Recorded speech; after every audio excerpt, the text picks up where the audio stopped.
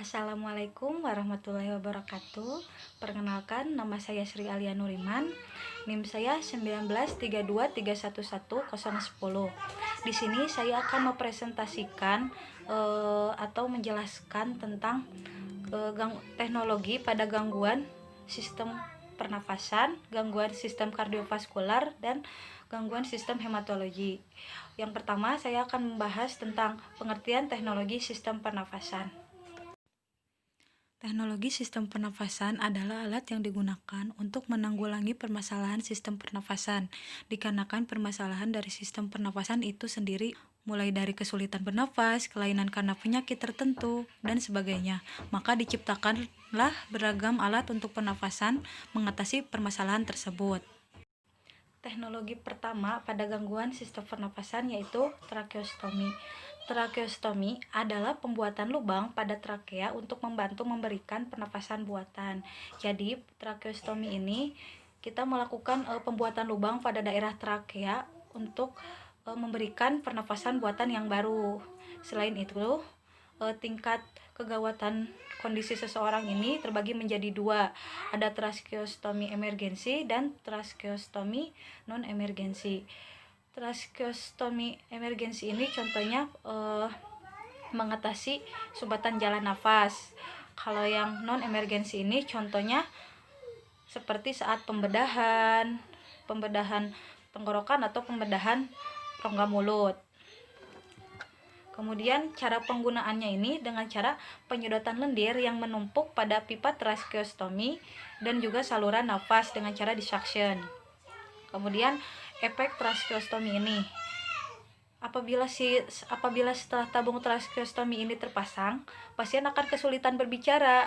Jangankan berbicara, menelan pun pasti akan sakit. Tapi apabila sudah terbiasa dengan keadaan tabung di sini, maka akan merasa biasa seperti baik-baik saja. Yang kedua ada spirometer.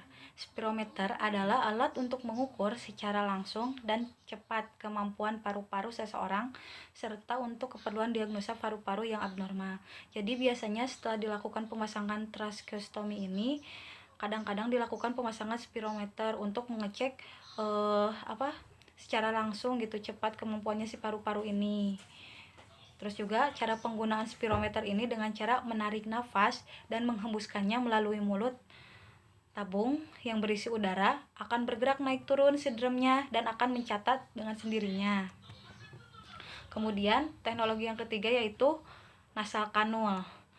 Nasal kanul ini adalah model terapi oksigen dengan meletakkan selang dengan dua cabang pada masing-masing lubang hidung sebagai alat bantu pernafasan.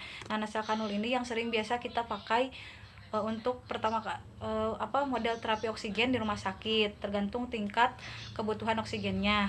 Nah, si model terapi ini juga beraneka ragam, ada simple max, ada breathing max, dan juga non breathing max. Cara pemasangan nasal kanul ini, yang pertama kita atur si posisi pasiennya dengan senyaman mungkin atau dengan posisi semi Fowler. Yang kedua, kita hubungkan si selang nasal kanul ini dengan si tabung oksigen.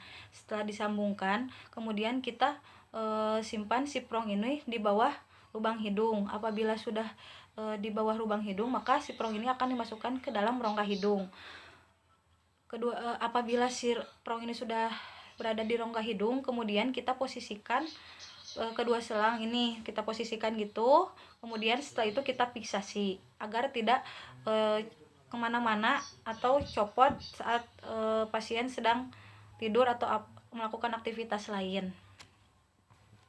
Efeknya ini membantu pasien dalam kenyamanan bernafas. Namun menggunakan nasal kanul ini juga harus dipantau. Apabila tidak dipantau, maka akan menimbulkan resiko seperti iritasi kulit, komplikasi mukosa hidung, kemudian juga mengalami hiperoksia. Hiperoksia itu kadar oksigen yang terlalu berlebih tinggi di dalam tubuh. Kemudian akan menyebabkan hiperkarnia, yaitu ketidaknormalan tekanan parsial karbon dioksida di dalam tubuh kita. Keempat, ada intubasi endotrakeal. Tindakan intubasi endotrakeal merupakan anestesi umum pada saat proses pembedahan. Tindakan intubasi endotrakeal juga dapat dilakukan pada pertolongan darurat. Nah, cara penggunaannya ini dengan cara memasukkan tabung endotrakeal melalui mulut atau hidung untuk menghubungkan udara luar dengan kedua paru-paru. Nah, pengaruhnya setelah dilakukan pemasangan intubasi endotrakeal ini akan menimbulkan rasa seperti peningkatan tekanan darah, frekuensi, denyut jantung, dan juga gangguan irama jantung. Kemudian, yang kelima ada bronkoskopi. Bronkoskopi ini adalah suatu jenis pemeriksaan atau inspeksi secara langsung terhadap laring, trakea, dan bronkus melalui suatu bronkoskop logam standar atau bronkoskop serat aktif fleksibel yang disebut bronkoskop. Nah, jadi bronkoskopi ini melakukan pemeriksaannya itu dengan menggunakan bronkoskop yang dimasukkan ke dalam trakea atau mulut. Nanti kita bisa melihat di layar gitu, di dalam melalui layar melihatnya. Bronkoskopi ini juga sangat tidak terlalu sulit atau ribet juga gitu ya. Fungsi dari bronkoskopi ini digunakan untuk tindakan diagnostik dan juga terapi.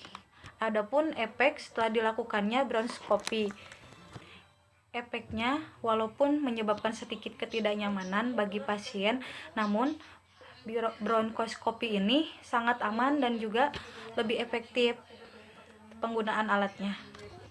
Yang keenam ada ventilator.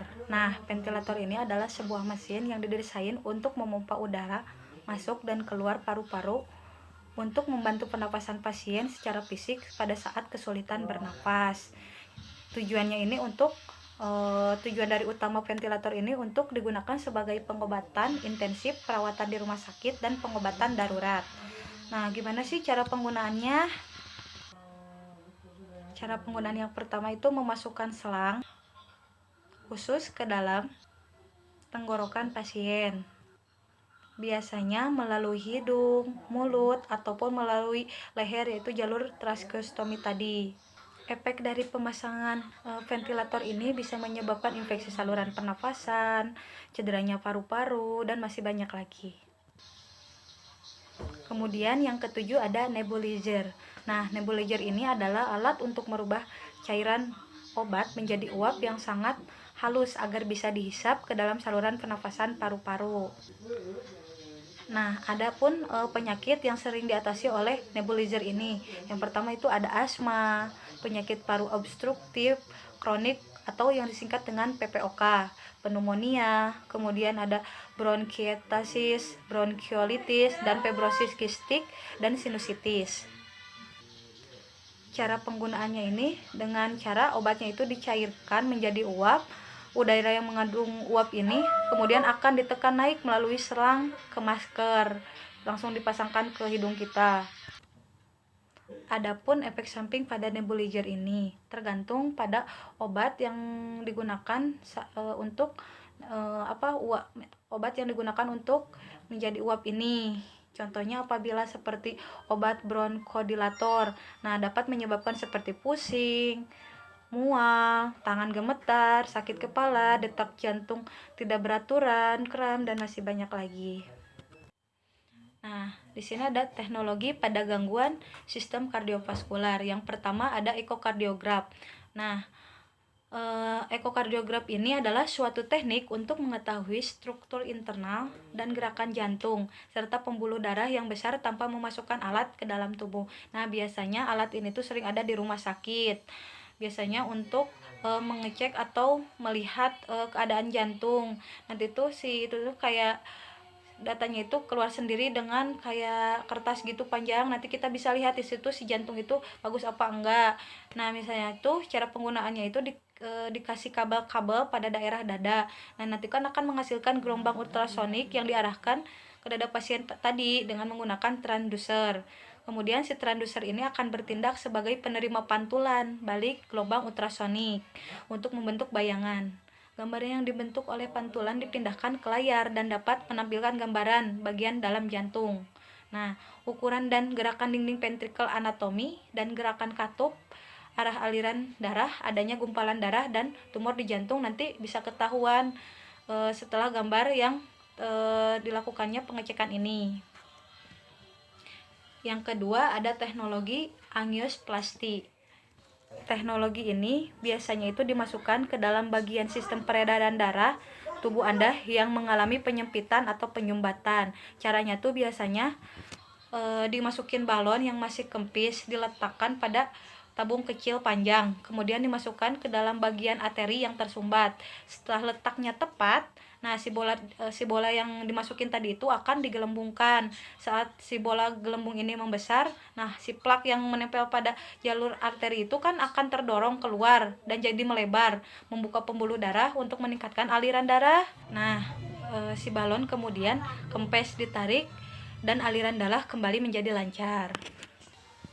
Yang ketiga ada teknologi transplantasi jantung. Nah, biasanya jantung adalah penggantian jantung berpenyakit atau rusak dengan yang sehat dari donor yang mati otak tetapi tetap hidup dibantu mesin. Nah, caranya itu transplantasi ini dengan cara mencari seseorang yang mau mendonorkan jantung miliknya pada seseorang yang akan melakukan transplantasi jantung tersebut. Yang perlu diperhatikan adalah tidak semua jenis jantung akan sama dengan penerima donor tersebut. Makanya sebelum kita melakukan transplantasi itu dicek dulu apakah si donor jantung ini cocok atau tidak untuk si penerima pendonor ini. Kemudian yang keempat ada teknologi scanning radioaktif. Nah, scanning radioaktif ini yaitu menggunakan dengan cara pemindaian bahan radioaktif, merupakan cara yang aman digunakan untuk mengenali dan mendeteksi penyakit jantung. Kemudian caranya itu pasien akan disuntik dengan menggunakan bahan radioaktif yang tidak berbahaya. Kemudian pasien berbaring dan jantungnya diperiksa dengan menggunakan detektor sinar gamma. Detektor akan merekam gambar jantung. Dari rekaman itu dapat dibuat foto polaroidnya. Nah, akan ada efek samping atau resikonya, yaitu satu-satunya ketidaknyamanan pada saat pasien dilakukan teknologi scanning itu, yaitu karena disuntik jarum. Nah, teknologi yang terakhir ada pacemaker. Pacemaker merupakan sebuah penemuan teknologi sistem peredaran darah manusia yang terakhir digunakan dalam metode penyembuhan dari gangguan dan kerusakan sistem peredaran darah dalam tubuh manusia. Jadi, pacemaker ini adalah alat pacu detak jantung yang langsung mengontrol detak jantung. Nah, caranya itu dengan cara alat ini tuh dipasangkan ke dalam organ jantung manusia sehingga pacemaker ini membantu pasien mengalirkan darah ke seluruh tubuh walaupun bermasalah si jantungnya ini, tapi tetap dia akan mengontrol si jantung ini secara normal seperti biasa. Yang terakhir, teknologi pada gangguan sistem hematologi. Perkembangan teknologi di bidang hematologi telah menciptakan alat hitung sel darah otomatis yang sangat membantu pemeriksaan rutin. Contohnya seperti hematologi analyzer digunakan untuk menganalisa setiap spesimen darah secara keseluruhan. Nah, hematologi analis ini mampu menghemat waktu pemeriksaan, ketepatan hasil, dan ketelitian yang baik. Reproduksi yang tinggi sehingga beban kerja menjadi lebih efisien, diagnosis lebih cepat, dan juga pengobatan juga akan lebih cepat. Nah, metode kerja hematologi analyzer ini meliputi dua cara, yaitu impedansi dan kondukmetri impedansi atau konduktometri. Yang kedua ada flow cytometry. Nah, dalam metode elektrokonduksi ini menggunakan prinsip konduktivitas yang terjadi pada setiap sel yang melewati sebuah lubang sel pada opis. Kemudian teknik ini sangat berguna untuk menentukan jumlah dan juga ukuran partikel yang berlarut pada elektrokonduksi ini. Jadi metode ini digunakan dua elektrokode, yang satu diletakkan dalam orifice dan yang lainnya diletakkan di bagian luar. Yang kedua flow cytometry. Nah, metode flow cytometry ini terus berkembang dengan perkembangan elektronik, komputer, dan regen, termasuk digunakannya monoklonal antibody.